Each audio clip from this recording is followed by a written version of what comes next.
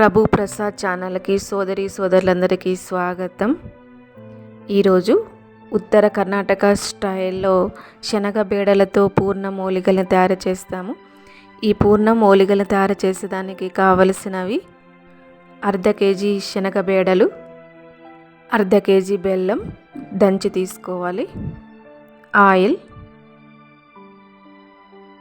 యాలక్కిల పొడి. మీకు ఇప్పుడు ఎంత రసం కావాలో దాని అనుసారంగా నీళ్ళని తీసుకోవచ్చు. ఇప్పుడు ఒక కుక్కర్లో అర్ధ కేజీ శనగ బేడలకి 2 లీటర్లంతా నీళ్ళు తీసుకున్నాను. నీళ్ళు ఎప్పుడైతే బాగా ఉడుకుతూ ఉంటుందో అప్పుడు శనగ బేడల్ని బాగా శుభ్రం చేసి ఇందులో వేయాలి. దీన్ని కొద్దిగా మిక్స్ చేసుకోవాలి. కొద్దిగా ఆయిల్ వేయాలి. ఇప్పుడు కుక్కర్ మూత ఉంచి 2-3 విజిల్ వచ్చేంత వరకు ఉడికించాలి. చూడండి, శనగబేడలు బాగా ఉడికిపోయింది. చూడండి, ఇలా ఇంత మాత్రం ఉడకాలి. చేత్తో ఇలా నడపడం ద్వారా ఇలా పూర్తిగా మెత్తగా అయిపోవాలి. చూడండి, ఇలా. ఇప్పుడు దీన్ని రంధ్రాలు ఉండేటువంటి గిన్నెలో వేసి నీళ్ళని శనగబేడల్ని వేరు చేయాలి.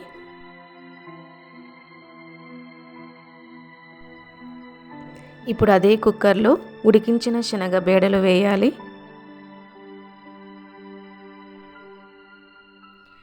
దంచిపెట్టిన బెల్లాన్ని వేయాలి. దీన్ని బాగా మంచి రీతిగా మిక్స్ చేసుకోవాలి. ఇప్పుడు దీన్ని గ్యాస్ స్టవ్ పైన ఉంచి బెల్లం పూర్తిగా కరిగిపోవాలి. చూడండి, ఇలా. ఇప్పుడు పిండిని తయారు చేస్తాము. ఇప్పుడు ఒక గిన్నెలో అర్ధ కేజీ మైదా తీసుకోవాలి. 4 టేబుల్ స్పూన్ అంతా గోధుమ పిండి వేయాలి. కొద్దిగా ఉప్పు,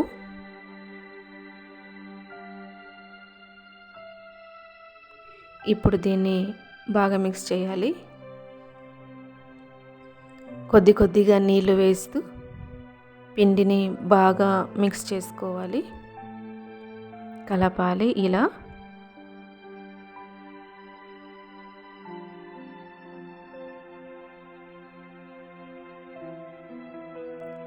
ఇప్పుడు ఈ పిండిని పూర్తిగా పైన ఆయిల్తో ఇలా పూసుకోవాలి.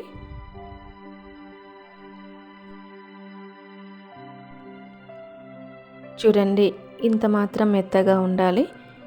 1 గంట సేపు రెస్ట్ ఇవ్వాలి. ఇలా ప్లేటు మూసి బ్యాలు చల్లగా అయిపోయింది. దీంట్లో యాలక్కిల పొడి వేసి బాగా కలపాలి. మిక్సీ జార్లో వేసి నైస్గా పేస్ట్ లాగా మిక్స్ చేసుకోవాలి. మిక్సీకి వేసి చూడండి, ఇలా.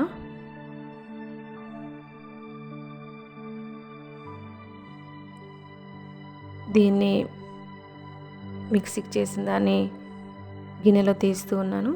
మొత్తం బ్యాలెన్స్ని ఇలా పూర్ణంగా చేసుకోవాలి. ఇలా ఉంటలు చేసుకోవాలి.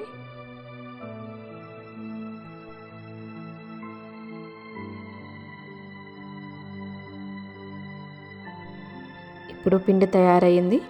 దీన్ని చేత్తో ఇలా ఇలా ఇలా చేస్తూ ఉండాలి. ఇలా రౌండ్గా చేసుకోవాలి. చూడండి, ఇలా స్ప్రెడ్ చేసుకోవాలి.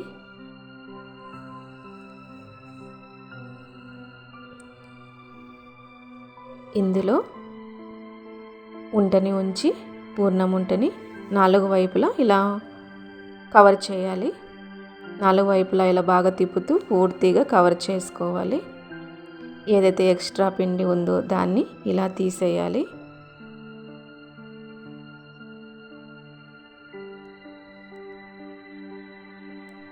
ఓలిగ పేపరు ఉంటుంది కదా, ఓలిగ తయారు చేసే దానికోసం ఇలా ఆయిల్ పూసి ఇలా పెట్టి చపాతీలాగా చపాతీ కర్రతో తిక్కుకోవాలి. పైన మాత్రమే తిక్కాలి, ఎక్కువగా ప్రెస్ చేయకూడదు.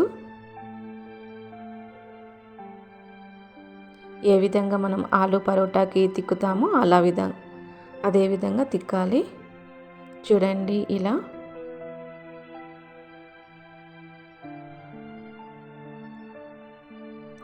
నేను పెనం వేడయ్యేదాని కోసం స్టవ్ పైన పెట్టినాను. పెనం వేడయింది.